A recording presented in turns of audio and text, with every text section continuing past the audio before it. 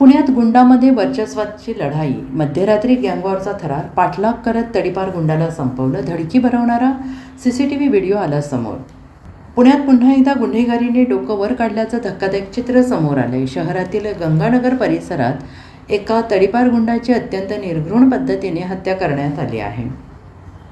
कुख्यात गुंड राणा कांबळे यांच्यावर कोयत्याने वार करत त्याचा खून करण्यात आला आहे आणि या घटनेमुळे संपूर्ण परिसरात भीतीचं वातावरण निर्माण झालं. राणा कांबळे हा गेल्या काही महिन्यांपासून तडीपार होता. मात्र तडीपार असतानाही तो गंगानगर परिसरात मुक्तपणे वावरत असल्याची बाब समोर आली आहे. यामुळे पोलिसांच्या कारभारावर प्रश्नचिन्ह उपस्थित झाले आहेत. राणा कांबळे याच्या विरोधात चोरी, मारामारी याच्यासह अनेक गंभीर गुन्हे दाखल होते. दरम्यान वर्चस्वाच्या वादातून ही हत्या झाल्याची प्राथमिक माहिती पोलीस तपासातून समोर येते आहे. ओम मोरे आणि त्याच्या साथीदारांनी हा खून केल्याचा संशय व्यक्त केला जातो आहे. या घटनेनंतर पोलिसांनी तात्काळ घटनास्थळी धाव घेत तपास सुरू केला आहे. काही संशयितांना ताब्यात घेण्यात आलं असल्याची माहिती मिळते. या घटनेमुळे पुण्यातील कायदा आणि सुव्यवस्थेवर पुन्हा एकदा प्रश्नचिन्ह निर्माण झाला आहे. तडीपार गुंड शहरात मुक्तपणे कसे काय वावरत होते हा मोठा प्रश्न आता उपस्थित होतो आहे. मिळालेल्या माहितीनुसार पुण्यात कुख्यात तडीपार गुंडांचा कोयत्याने वार करत खून करण्यात आला. गंगानगर परिसरात तडीपार गुंडाचा कोयत्याने हल्ला करत खून केला. राणा कांबळे या कुख्यात गुंडाचा खून झाला.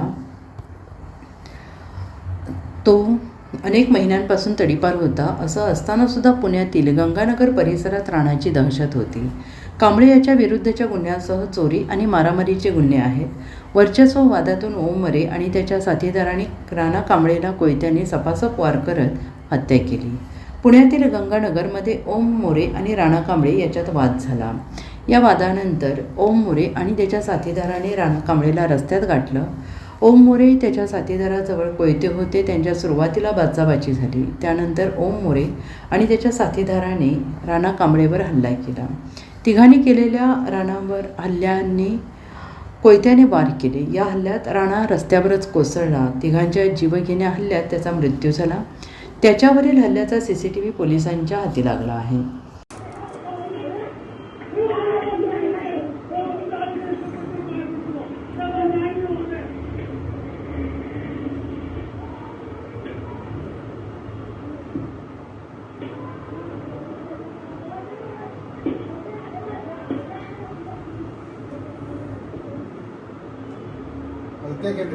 Bureau report, SBN Marathi, Pune.